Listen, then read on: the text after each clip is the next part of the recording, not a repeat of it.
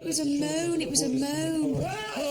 Murder, executions and the apparition of a wounded soldier. We investigate the ghosts of Leith Hall.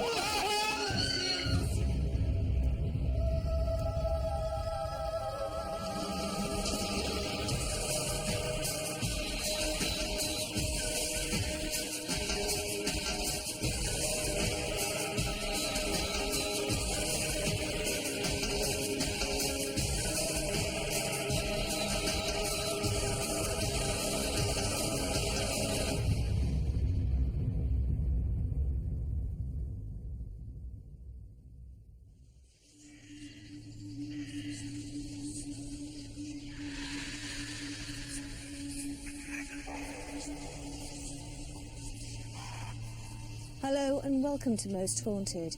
This week we brought you to Aberdeenshire in Scotland, to a place that's steeped in history and where the ghosts of past residents are still said to roam. Who knows what lies behind the doors of Leith Hall?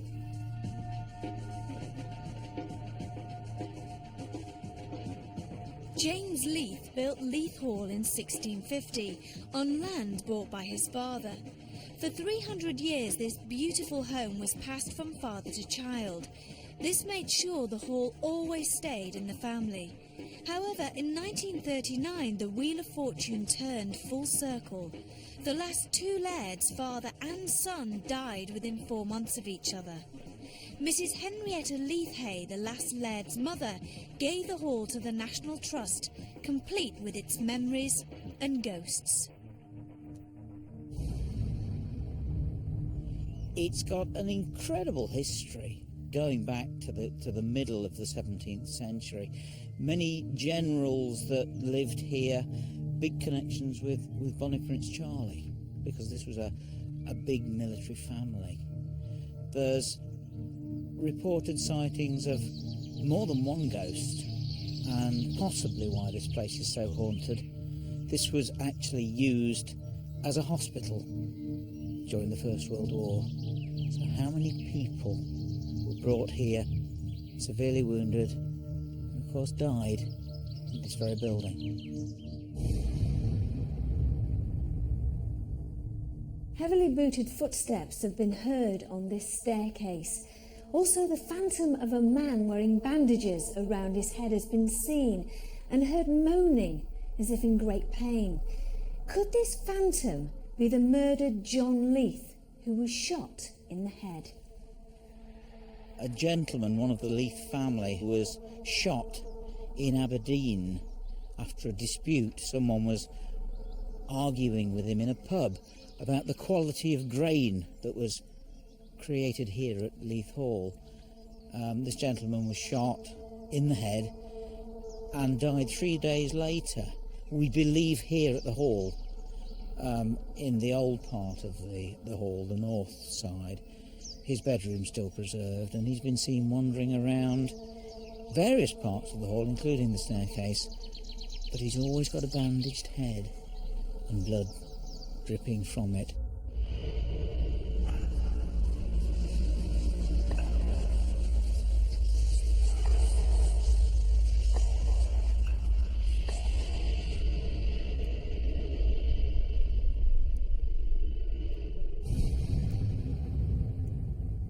This is the old pool room, with grey mists and eerie music, along with the spectral image of a white lady. Could this possibly be one of the most haunted rooms at Leith Hall? We have 24 hours to find out. John Leith, who of course was shot and died probably in this house, had a very heroic wife, Harriet. She had to take on the estate and run it all on her own and bring up her children again, all on her own. She loved this place, and they believe that's one of the reasons why she still comes back and haunts it. Could this bedroom have once been a nursery?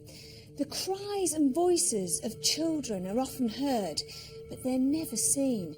Who were they, and why do people still hear them? I can remember it quite clearly. It was a June night, beautiful, beautiful evening, and I went across and picked the flowers. took them in the house, and I walked down the corridor, opened the Leith bedroom door, went in about 4 or 5 paces, and I was in the middle of a children's party. There was giggles and squeaks. And then I went cold, and I shot through the door right the way around the house and down back to the kitchen. And just sat down, still holding the flowers. The very first time I ever came here and I crossed through the gates, I was aware of a great melancholy that hangs over the place. And there are definitely certain areas at the top of the house that I would not like to go into. Even in daylight, I don't like going into them. I would not spend a night in Leith Hall on my own.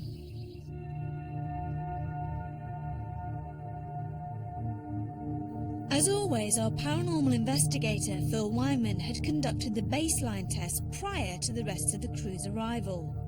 Phil was paying particular attention to the staircase, where many people had experienced the presence and seen the image of a distraught-looking man holding his head. By placing motion detectors and a locked-off night vision camera on the stairs, he could monitor this particular area closely. The crew and I felt that not only did we have to investigate the interior of the hall, but we had to venture outside as well, as we knew from historical records that the grounds played an important part in the hall's history. We also have a very special tree here, just over on the right-hand side. It's a hanging tree. It's actually known as a dual tree, D-U-L-E. And in the olden days, of course, the laird, the chief of the clan, had supreme power of life and death. And courts were held at that very special tree. You could be tried, sentenced, fined, imprisoned, or hanged from that very tree. So it'd be rather nice tonight if someone was to do a vigil, perhaps sitting under that very tree.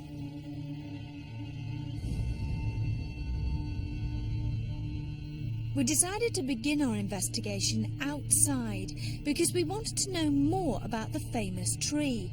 Would medium Derek Okora be able to give us an insight into the hall, its past residents, and most importantly, the ghosts? Isn't this beautiful? Oh, it's gorgeous, isn't it?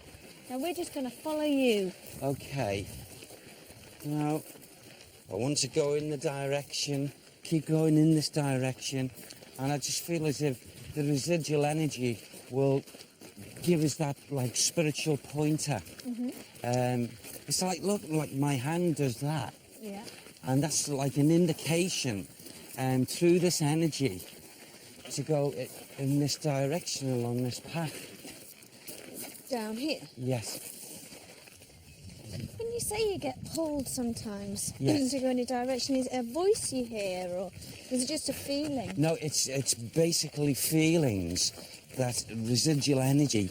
Because I'm open as an instrument, as a medium, it's like a pulling in a direction, and it's like as if, do I go this way? No. And yet I go here. Oh my gosh. And as I link at this tree here, and right, I want to say that there have been people who have actually been stretched, have been hung from this tree. That's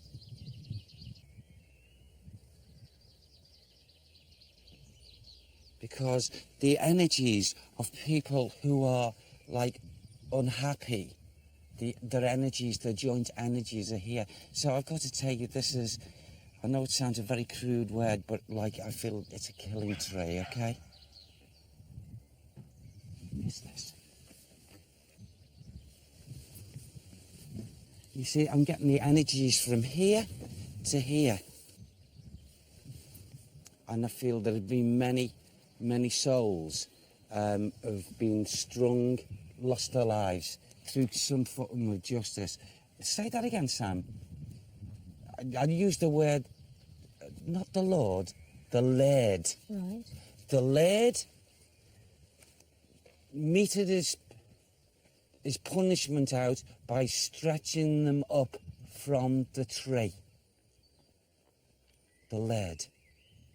So the laird, what you The say? Laird of this land. Yeah, he... He meted his justice out in a manner that, in simple terms, strung people up from a tree. In justice for their wrongdoing. So, what, he killed them? Yeah. And quite a lot of lives have been taken this way here. Oh, look at that. These conditions here, along here, and getting trapping of soldiers. It's like they're up and down, up and down. That main stretch here. What sort of soldiers? Can you see what they're wearing, or...? I'm just they- picking at the Angie as we get a bit closer. Yeah. You know when you were talking about the laird and Yes. the killing tree and he strung them up? Yes. Are you saying that it's something that he did deliberately, maliciously, or is it something that he did because he had to do it? He did it because he had to do it. Right. It wasn't maliciously, he had to do it. And that was the justice, the meeting out of the justice for these people. And many were strung. Many. For some reason, the residual energy goes from that area and only comes as far as here for some reason and stops. Right. It doesn't go left, it doesn't go right, and it doesn't go forward. But it's like the energy is up and down for some reason. And we're talking about not just one particular soldier or energies, we're talking about a group of them. And I'd be very shocked and surprised if these were in daylight. And I feel that these souls at times, or the energy, would have emanated a number of times, and anyone who maybe be walking in this area with a dog or something would get a glimpse of seeing it, and like a flash, and that's the build-up of the energies. What period? I know you're saying you can possibly have a closer look or get a feel for what period of soldier, what time. I feel this is round. Come on, Sam, you must help me with this. 1657 to 1660. Right. 1657 to 1660. Thank you, Sam. Yes. And of course, the colonel, they were in allegiance with the colonel. They were in allegiance with Colonel Leith. Colonel Leith. Am I pronouncing that correctly? Leith. Richard, is there any connection with soldiers? There would be. I mean, this place was built in 1650, and the laird, the clan chief, controlled the whole area, and all of the people that lived around here owed him allegiance. And in time of war, and there was much inter-fighting between the clans, soldiers would march up here and would be rallied here to the clan chief, and then they'd go off to war. Right. Yeah.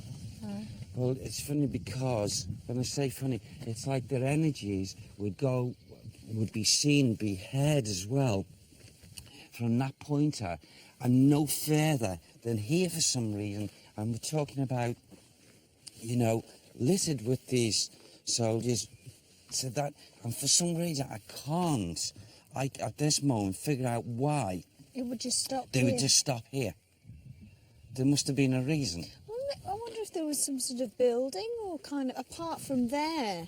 Maybe some outbuildings, maybe that... It is highly likely. Or it may be the fact that, and I don't know this, that they were not actually allowed, we're talking of the common folk, perhaps were not allowed up to the house. Maybe so. And stopped near to the house, possibly. Do you know if there was an outer wall to this building when I it was doubt first? it. I very much doubt it, because by those days they'd stopped building castles with walls. It wasn't a castle, it was a sort of a home. And I don't think it would be fortified either. I'll be honest with you, I don't think so. But I just think they would not come to the house. Right. So that may be why they you're getting a stop stopped there. here. Yeah. But immediately my attention was drawn to the energy that was just coming from the ground of that memory of the energy of these soldiers. And, you know, oh, yes, all right, Sam. Can we go back to the building? Yeah. Because we're getting called in. Oh, are we? Yes, and that's not residual. Who's calling? He firmly belongs, he's calling himself John. John. Someone called John. Right. And his energies, right now, not residual energies, are apparent in that building. Let's go there. Let's see what, oh, yes. Yeah. Oh, that's good. Oh, whoa, thank you, Sam. Yeah. With so much information coming to light, we were keen to go inside, and hopefully John, whoever he was, would be able to communicate through Derek.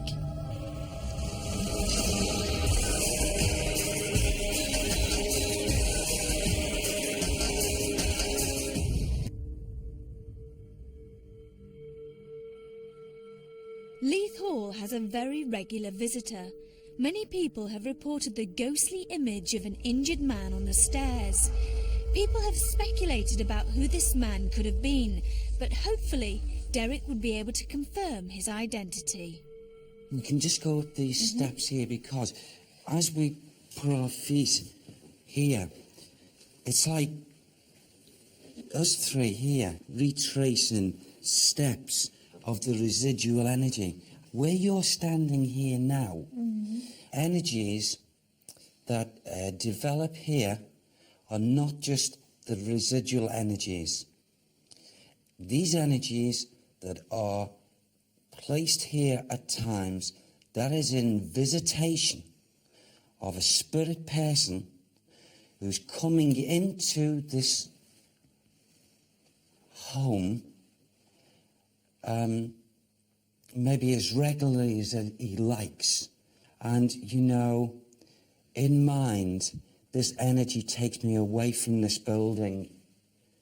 Does everyone want to go away?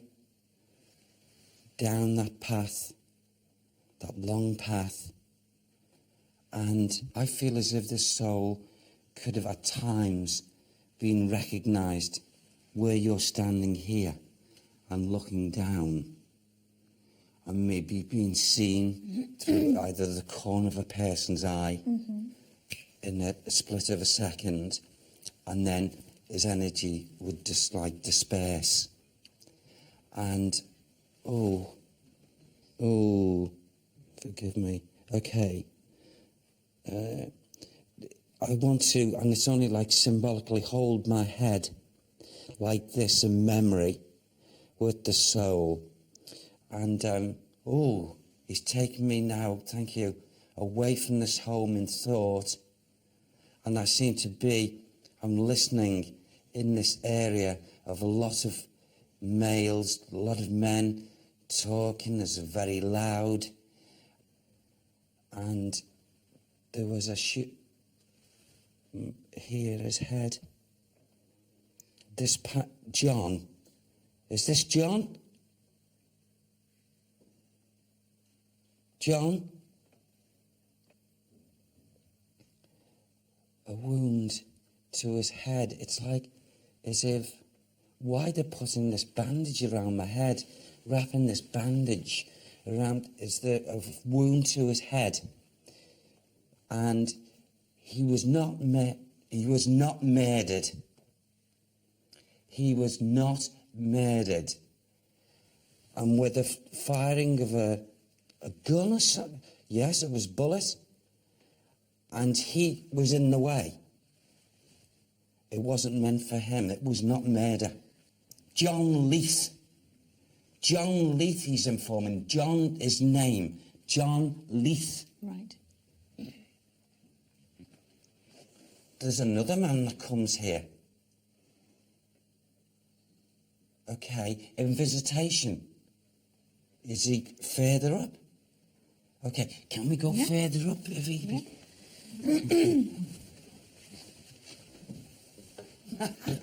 What?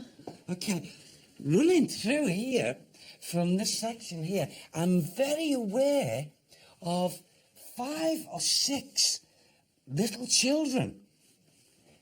And it's like they're running through, and would have all different ages, and their energy is absolutely beautiful. They bless the children's memory and residual energy. Bless this home, okay? Absolutely.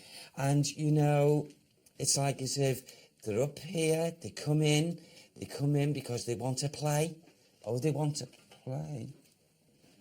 Why am I being transported and this changing here now, Sam?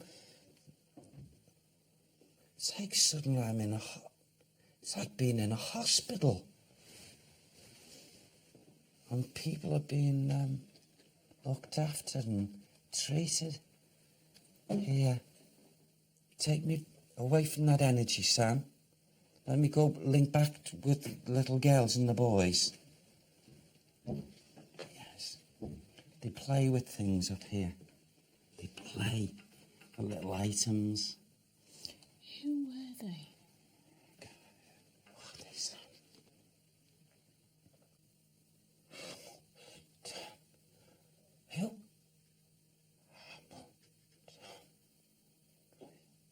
There's a link. I don't know what this means.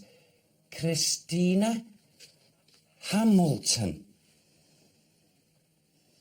Christina Hamilton. And something to do or a link with the children. Also from these energies in this area of the bed.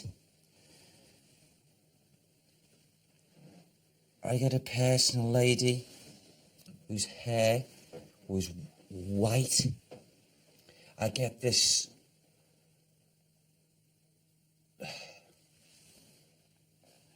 from my hips down. I get my legs to be not in use properly. And are lying propped to the conditions here. That's Mary. Is that Mary?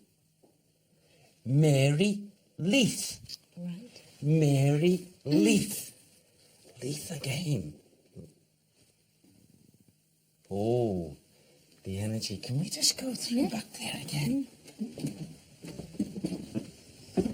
That's the energy. See the toys? Oh, yeah.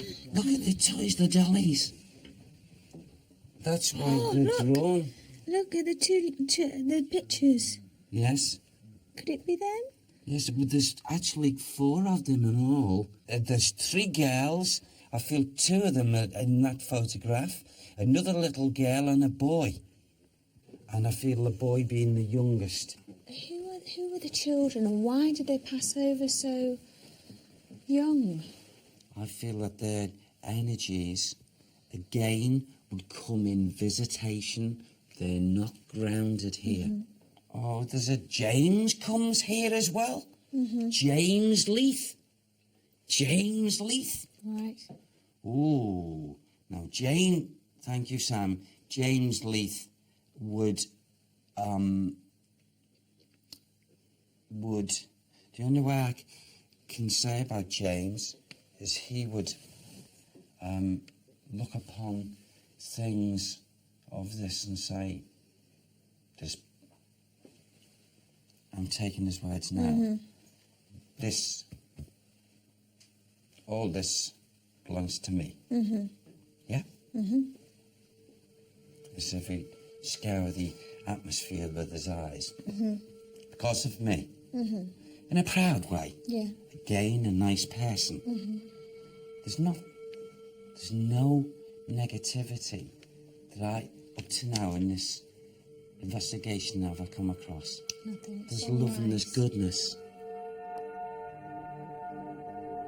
Whilst Derek continued to walk through the rest of the house, Richard Felix and Carl the director ventured outside to have a look at the hanging tree using our night vision cameras. It is very dark. It's probably the darkest I think I've ever encountered, because it's misty as well, which really adds to the ambience of it. It is so dark, isn't it? Yeah.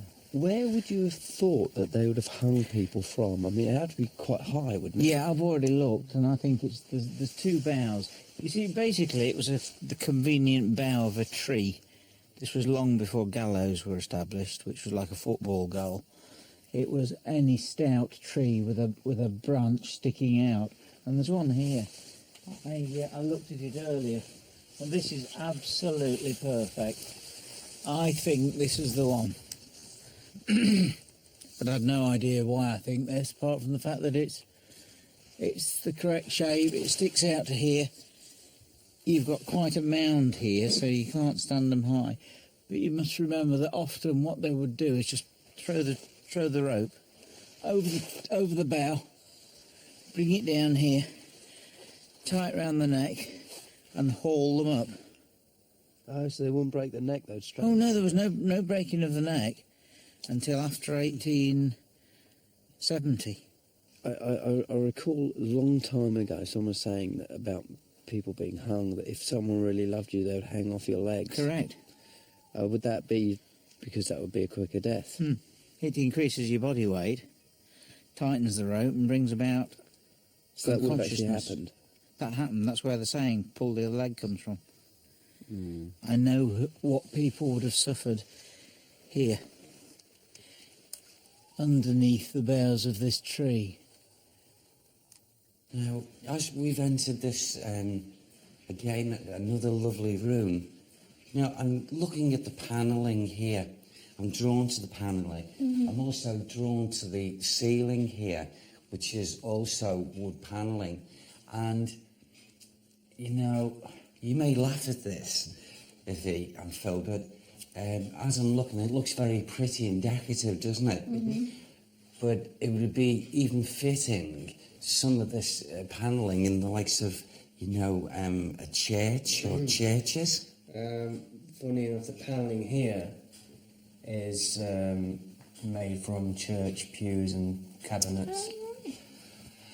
Because I felt as if I wanted it, you know, in like prayer, and the residual energy is still contained in this panelling. But more than anything, this person here, depicted in this portrait, this better belongs over 12,000 miles away. Because I feel something to do with Australia Fair.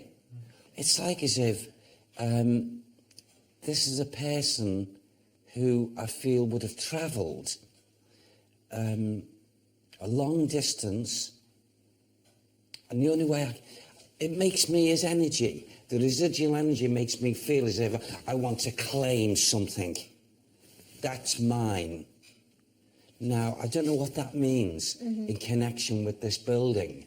Does that picture come from Australia? That man in the picture, I believe, is Australian, and he came to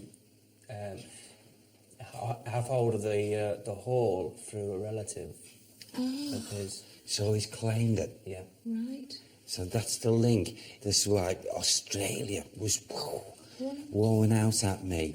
And it's still around me now at the moment. Would you know who he was? At this moment in time, I'm not getting like a name, but maybe as we're going along, maybe that will be, you know, they're giving it to me in dribs and drabs. Yeah. But hopefully we should be able to link in. Yeah. Okay. Hopefully. All right. Where Okay. else do we want to go? Can we go through? Yeah. Okay. Right, here we go. I'm going to sit on the tree. For a torch? Nah, fine. I can fall over on my own. Go on. You sure you're safe? Yeah, he's got it now.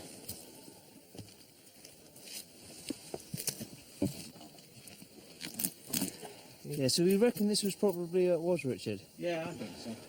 It's the only one that I can see that's the right sort of shape, that's sort of almost sticking out at right angle. And I bet there would have been rope marks on it. Good grief. What? I reckon you're 100% correct. You're joking. No, I hope there is bark here, Yes? as you can see. Yes? I mean, although it's old, it's you can see where bark has been. Here, Yeah. here it's smooth, Oh. and there's like a Oh. there's a ridge. There's a ridge here, Right. up there, a ridge here, but that's all round. So there are areas where ropes would have been. I would say definitely, Richard. Oh boy. Yeah. How old is it though? Because I mean, this is indented into the right. into the tree. You can't see any. There's no specific rope marks, but No, there wouldn't be now, 'cause it'd be too there's long two ago. big indents Because where, and there's no moss on that bit either. There's moss all over the place, but there's no moss growing on that piece. Oh yeah. And that is just here. Can you smell the fragrance? It's like surgical spirit. And this fragrance of, you know, when... It's wartime coming way forward. And I feel as if men with their wounds are being tended to. There's a toing and throwing of going up the corridors, of ladies of nursing and doctors and bloodstained conditions, and the smell of that surgical spirit. And I feel operations have taken place here at some time, and a lot of passings. Right. But they were, again, this is a house of love. They were cared for, and the best that they could do for them. Is there any way you can give us a date or a time when this could have been? That could have, I hope, you know, I might be getting this wrong, but that could be something like around the time of World War One. Right. Of that time. Yeah. I feel here. Yeah. And I feel that some of these souls who were being operated on, blood was flowing. Okay. Yes. You're right. Yeah. Yeah. It was flowing, and they used to use the buckets to the side to let the blood until they could be either, you know, stitched or the bullets or something taken from their bodies. Mm-hmm. It seems a little bit barbaric to our day and age now, but I feel that's the mental imagery, the pictures that the residual energy is placing in the forefront of my mind here. Ooh. The time had come for the crew to split up into smaller groups so we could cover the majority of the house. Phil Wyman and one of our cameramen, John, had decided to investigate the Leith bedroom, and Kath, Victoria and myself had opted to take a stroll down the upper corridors. Would any of us come across anything paranormal at Leith Hall?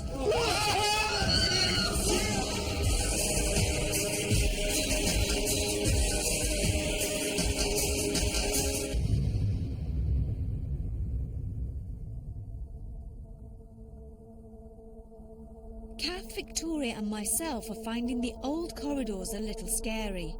Phil Wyman and John had decided to investigate the Leith bedroom, where the sounds of children playing have been heard many times. That's where the nursery part is as well in there. Right. So if we open that door, can you hear anything coming from there? Okay.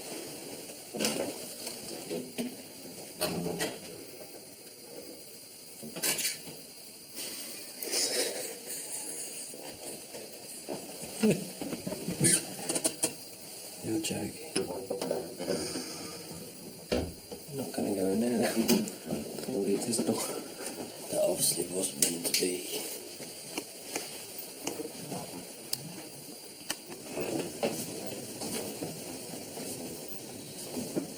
God, the light plays tricks on your eyes. Where's that horrible corridor with the dark? What was that? Did you hear that? Tell me what you heard. It's like floorboards moving. Something's down this corridor. It's me, sorry. Oh my God, how cold is it? It's like icy.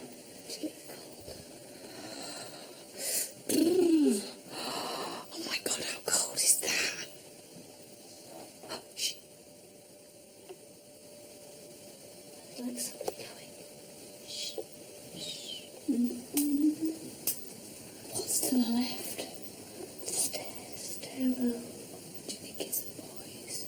Yeah, it could be.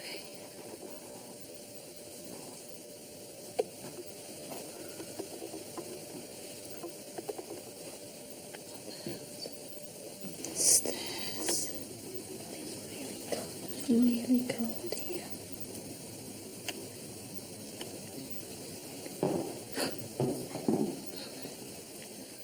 If there's anyone in here,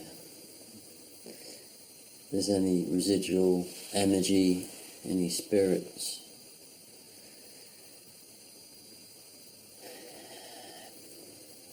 any sign of two children that have been heard playing here, Phil and I are here to make your acquaintance.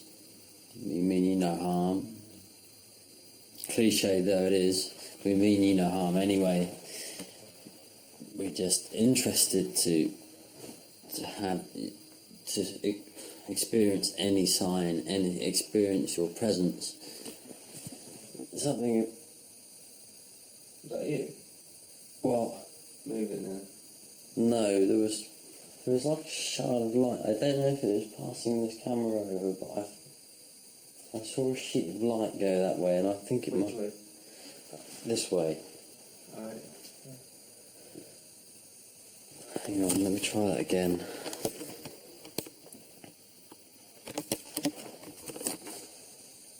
I don't know, I don't think it was. You're not going to see it go through the torch. Okay. No, this is a horrible corridor. This corridor here is very active, apparently. Jesus, how cold is that? The smell is like...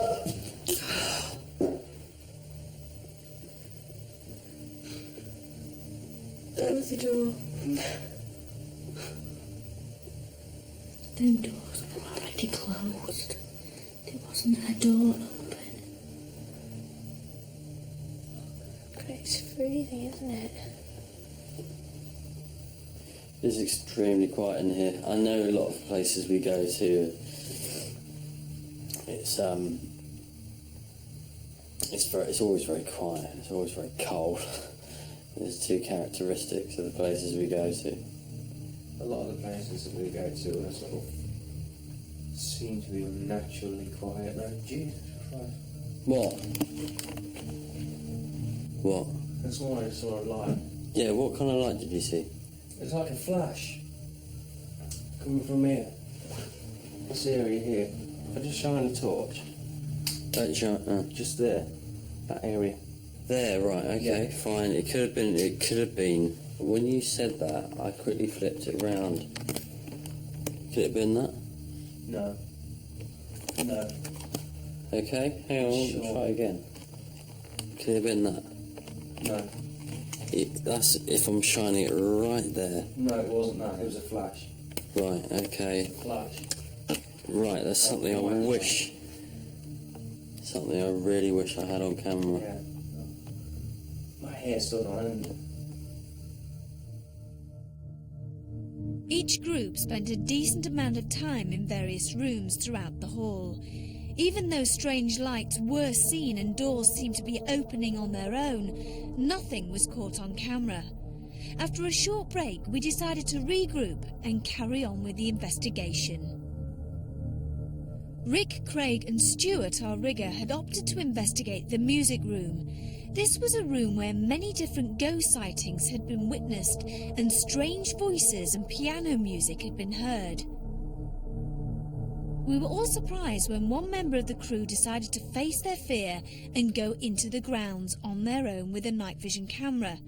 Kath, our makeup lady, made her way towards the hanging tree. Oh God, we're stupid. I think it's the worst part of it is that you can't see a damn thing.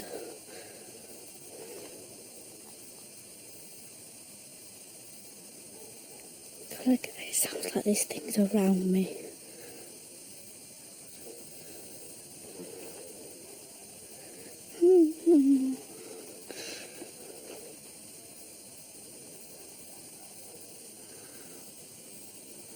I'm sure I can see things moving.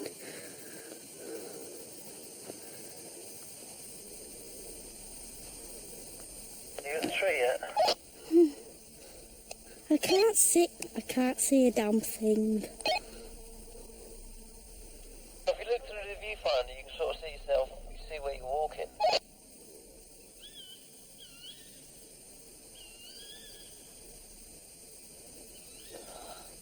God. This is just awful. Am I stupid? I'm stupid doing this. I know I am. There's loads and loads and loads of strange noises happening around this tree.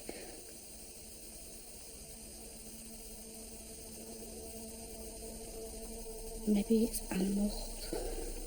Yeah, maybe it's animals. I can't go any further. I just don't like this place at all. Something about it makes me want to vomit, makes me want to be sick. Bloody area we're in. This is freaking me out, this room. What? This is, I just don't like it, I want to go. Well, you're not going. I don't like this room at all. Nothing will probably happen, but it's just your mind plays tricks on you when you're in somewhere as dark as this, and there's eerie, and it's quiet. Is this, I mean, you've already... What's that noise?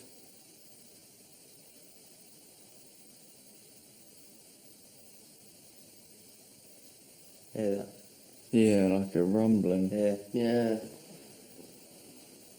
Can we go? No. We're here for an hour, mate. No, we're not. I'm not staying here for an hour. You are.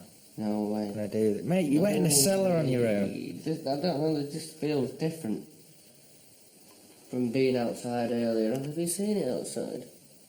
How dark it is and how misty it is out there. And then you come and walk inside, it's even worse.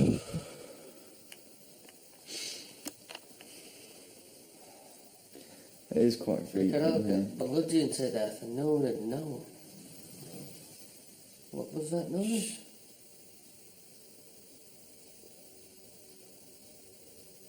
Sound like a scratching noise.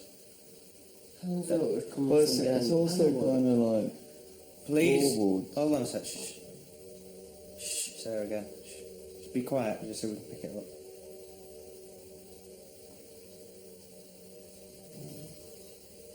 Okay. Pass the camera over there. Oh. Yeah, actually. No, I'm not.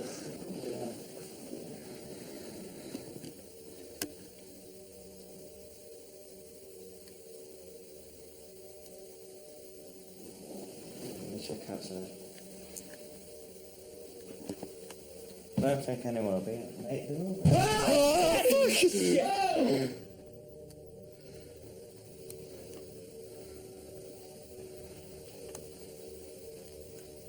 yeah, careful, Craig.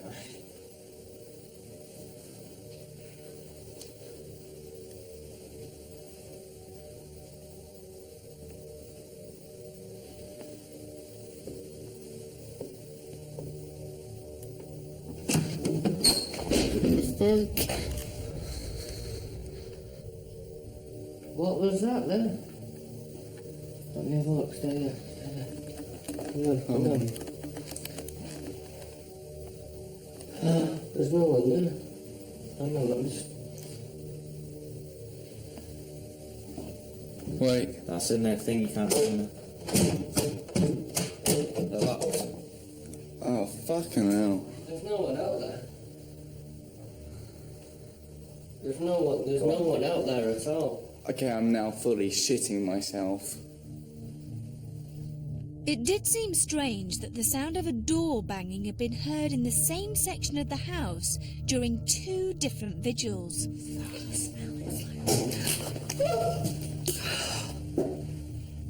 I don't think anyone will be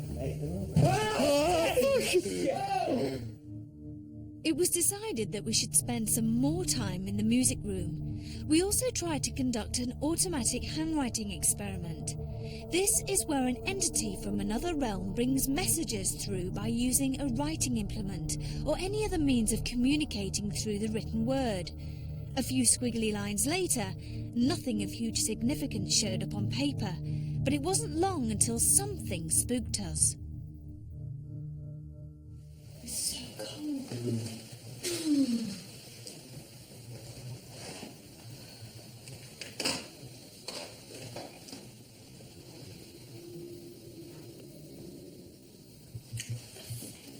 What was that? Did you hear that? The voices there. Oh my god. Voices. Like a moan? Yeah, Like a yeah. moan? Where, down that end? Where? To the right over there. It was like a ooh. Just who was coming over here. Oh my god, it was a moan, it was a moan. Are you picking anything? It was a up? moan. No. Did you not hear that?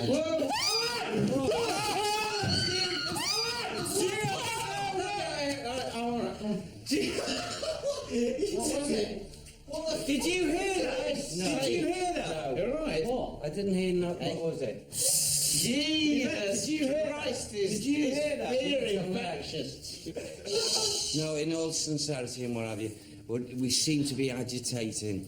Yes. So I think what we should do is leave the room. No. And it's as chilled here.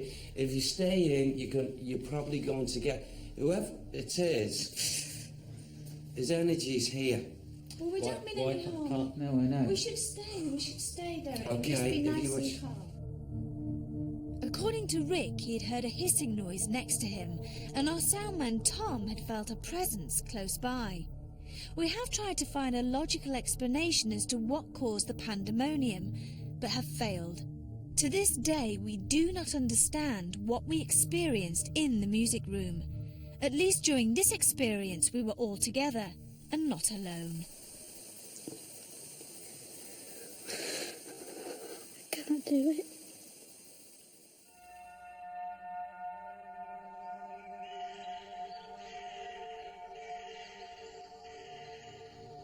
Well, when I first came to Leith Hall, I thought it was a really fantastic place. It looked really good from the outside.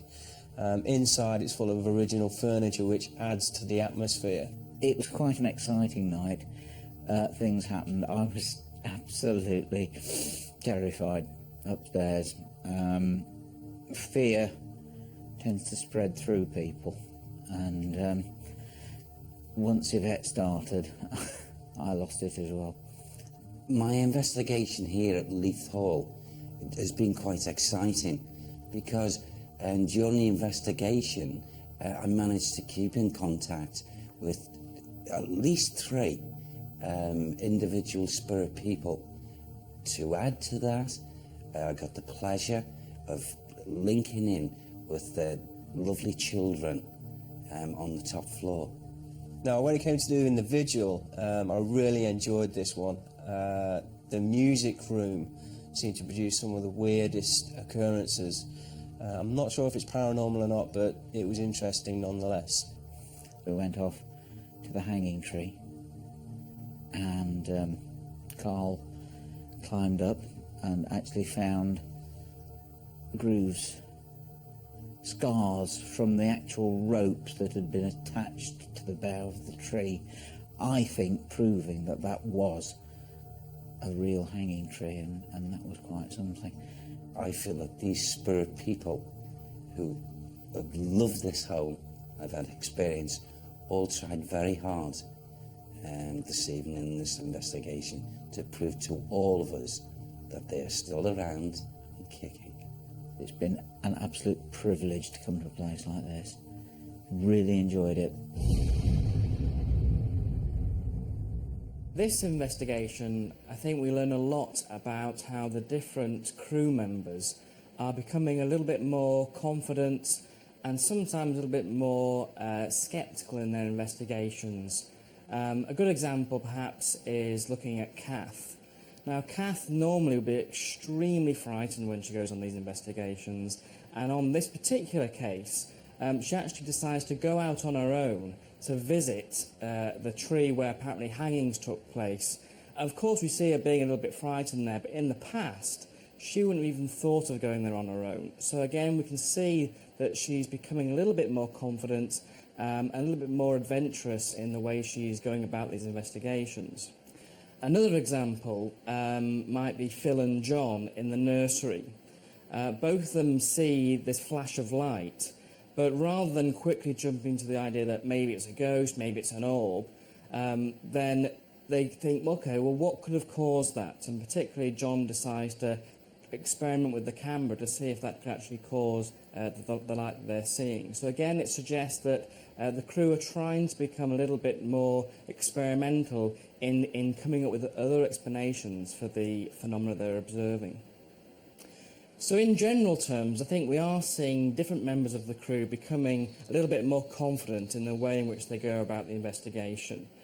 Perhaps an exception to that is when Rick, Craig and Stuart are in the room and they hear a bang behind the door.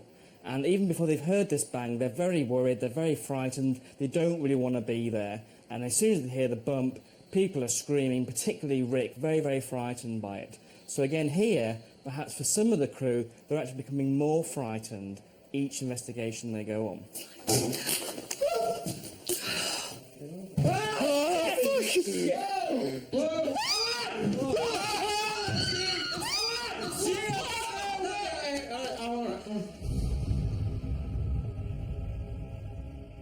Well, that was certainly worth investigating. I don't think myself or any other member of our Most Haunted crew will forget our night at Leith Hall. Until the next time, sleep tight.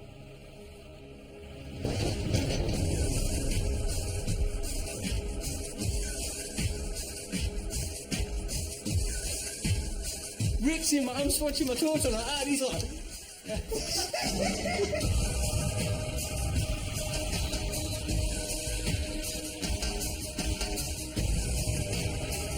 I can't sleep after the wind. I'll probably fall over first.